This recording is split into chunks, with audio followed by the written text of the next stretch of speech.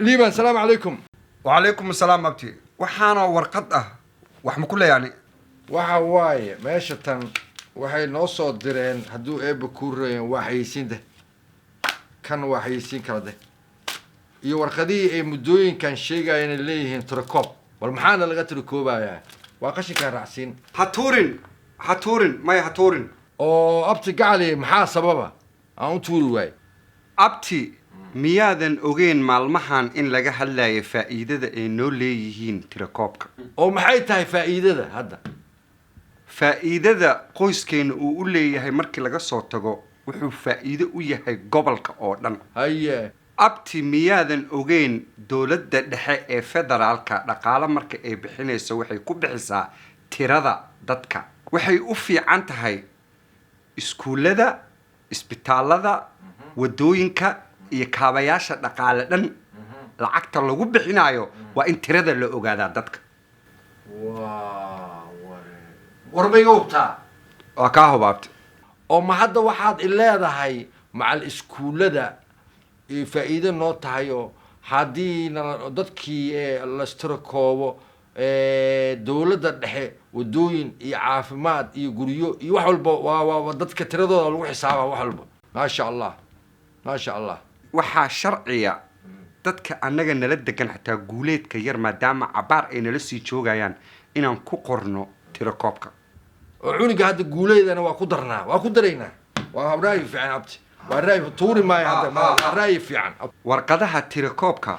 waxaa loo buuxiyaa siyaabooyin badan online-ka waa laga buuxiyaa telefoon waa laga buuxiyaa sideenoo kaleeto markaan warqada buuxino waan direynaa يا هداد جوجي لهين ليبانو هداد جوجي لهين قشن كان كدر لها لكن ور لهل باطل لهلا حتى أنت مال ما أدري وبوحنينا وبلن ها قفل بقنا وشينا إني فائدة أطهي قبلك